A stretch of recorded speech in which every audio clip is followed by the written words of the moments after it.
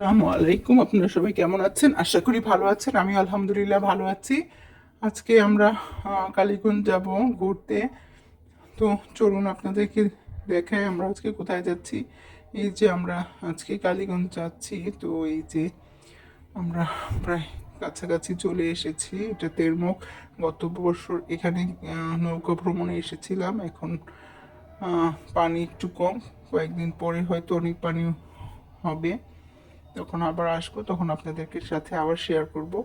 জায়গাটা অনেক সুন্দর। তো আর কিছুক্ষণের মধ্যে আমরা একটা রিসোর্টে পৌঁছে যাব, যেখানে আজকে আমরা ঘুরতে এসেছি। এই যে আমরা এখন এসে পড়েছি। তো রিসোর্টে প্রবেশ করছি। তো নিরিবিলি একদম। আজকে জুমাবার, তাই একটু মানুষ ছিল, নয়তো একদমই নিরিবিলি সুন্দর পরিবেশ। তো এটা কালীগঞ্জ। তো এই যে এখানে চলে এসেছি।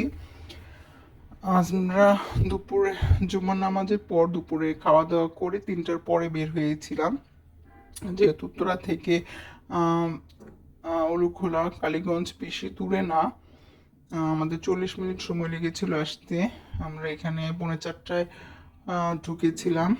তো এই যে প্রথমে ঢোকার পরেই প্রথমে এই যে দোলনাতে কতক্ষণ রিল্যাক্সভাবে দোলনাতে দুলে দুলে একটু রিল্যাক্স হয়ে তারপর আমরা ভিতরে প্রবেশ করেছিলাম। যেহেতু সুইমিংয়ে যাব, তো ভাবলাম যে আগে সুইমিংয়ে যাই।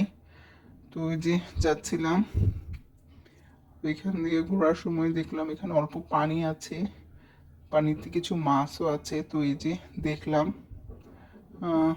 মাছগুলো বেশ ভালো লাগছিল। খাবার দিলে হয়তো একসাথে অনেকগুলো জড়ো হতো, যেহেতু এখানে কোনো খাবার দেওয়ার সিস্টেম ছিল না, তো দিতে পারিনি।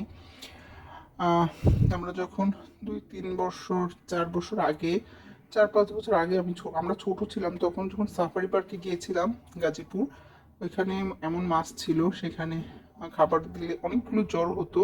তো সেটা ভালো লেগেছিল। দেখি আবার কখনো যদি সাফারি পার্কে যাওয়া হয় তখন সেটা আপনাদের সাথে শেয়ার করব। এখানে একটা ফোয়ারা ছিল। ফোয়ারার পানির শব্দ আমার বরাবরই ভালো লাগে। তো এখানে ভালো লাগছিল। তো একটু ঘোরাঘুরি করে আমরা সুইমিংয়ে চলে আসলাম, যেহেতু সময় কম ছিল। তো ভাবলাম যে আগে সুইমিং করে তারপর ঘোরাঘুরি করি। তো এই যে সুইমিংয়ে চলে এসেছি। সুইমিংয়ে একটু মানুষ ছিল। তো এই যে সুইমিংয়ে আসার পরে সুইমিংয়ে পানিটা একটু ঠান্ডা ছিল, তাই বসেছিলাম। যেহেতু আমি সাঁতারটা তেমন পারি না, তো আমি বসে বসে দেখছিলাম। তো আসলে লজ্জায় আমি ভিডিও যখন করা হচ্ছিল তখন আমি চলে এসেছিলাম। আমার ভাইটা, এখন ছোট ভাই, তো ভিডিও করছিলাম আর ও কিনার দিয়ে হাঁটাহাঁটি করছিল। তো বলছিলাম যে তুমি এক জায়গায় বসো, আমি ভিডিওটা করি। তো ও বসেছিল আর আমরা এই যে ভিডিও করছি। আমার বড় ভাই ওইদিকে সাঁতার কাটছিল আর ছোট ভাই একসা বসেছিল। তো আমি ভিডিও করছিলাম। আমার পানিতে নামতে ইচ্ছে করছিল না, তো ওরা দুজন নেমেছিল আর আমি উপরে ছিলাম, আম্মুও বসেছিল উপরে। তো এই যে সাথেই গ্রামীণ পরিবেশ, রিসোর্ট থেকে এই দৃশ্যটা ভালো লেগেছিল, তাই আমি ক্যামেরায় এটা ধারণ করলাম। রিসোর্টের পাশেই গ্রামীণ পরিবেশ, খুব সুন্দর। তো এই যে এখন তো সময় হয়ে গেছে, সন্ধ্যা হয়ে যাবে একটু পরেই। তো এই যে বের হয়ে গেলাম, সুইমিং থেকে উঠে গেলাম। তো উঠে একটু কিছু খাওয়া দাওয়া করতে হবে, যেহেতু বিকেল হয়ে গেছে। তো এখানে একটা ছোট রেস্টুরেন্ট ছিল, তো এখান থেকে আমি আইসক্রিম নিলাম খাওয়ার জন্য। আমরা আইসক্রিম খেয়েছিলাম আর আমরা কফি, কেক এগুলো খেয়েছিল। তো এই যে একটা ছোট একটা রেস্টুরেন্ট, একটার ভেতরে বড় একটা রেস্টুরেন্ট আছে ভারী খাবার জন্য, লাঞ্চের জন্য এবং ফাস্টফুডের জন্য। তো যেহেতু আমরা বাসা থেকে লাঞ্চ করেই গিয়েছিলাম, তো আর ভারী খাবার কিছু খাওয়ার প্রয়োজন হয়নি। তো এখানে আইসক্রিম খেয়েছিলাম আর ওরা কফি খেয়েছিল। এই যে আমরা কফি সাথে কেক খেয়েছিল। তো তো এই তো খাওয়া দাওয়া করে এদিক দিয়ে একটা বড় স্পেস ছিল, এখানে বাইরে এই সাইডে খুব অনেক জায়গাও ছিল, বিভিন্ন ফলজ গাছ টাছ, তো এই দিক দিয়ে একটু ঘোরাঘুরি করেছিলাম, যেহেতু অল্প সময়ের জন্য গিয়েছিলাম। তো ঢুকতেই ফার্স্টে এখানে একটা খাঁচায় অনেকগুলো হরিণ ছিল। তো প্রথম তো এটা আমরা ভিডিও করিনি, তো বের হয়ে যাওয়ার সময় একটা ভিডিও করি। তো ওদেরকে খাবার দিলেই গাছের পাতা দিলেই ওরা আসছিল খেতে।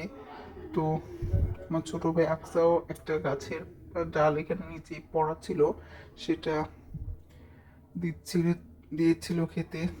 তো হরিণগুলো খাওয়ার জন্য আসছিল, তো ভালো লাগছিল, ও কিছু পাতা খাওয়ায়। তো এই যে আজকে সন্ধ্যা হয়ে যাবে একটু পরে, তো এর জন্য আমরা বেরিয়ে গেলাম। তো আজকে একটা সুন্দর সময় কাটালাম, আলহামদুলিল্লাহ, খুব ভালো লেগেছিল। তো আজকের ব্লগটা আপনাদের কেমন লাগলো অবশ্যই কমেন্ট করে জানাবেন, আর সবসময় আমাদের পাশে থাকবেন। আপনাদের অনুপ্রেরণায় আমরা নতুন নতুন ভিডিও করার বা দেওয়ার অনুপ্রেরণা পাই, তো উৎসাহিত হই। তো অবশ্যই আপনারা পাশে থাকবেন। তো এই যে সন্ধ্যা হয়ে যাবে একটু পরে, 6টা বেজে গেছে, তো আমরা বেরিয়ে গেলাম।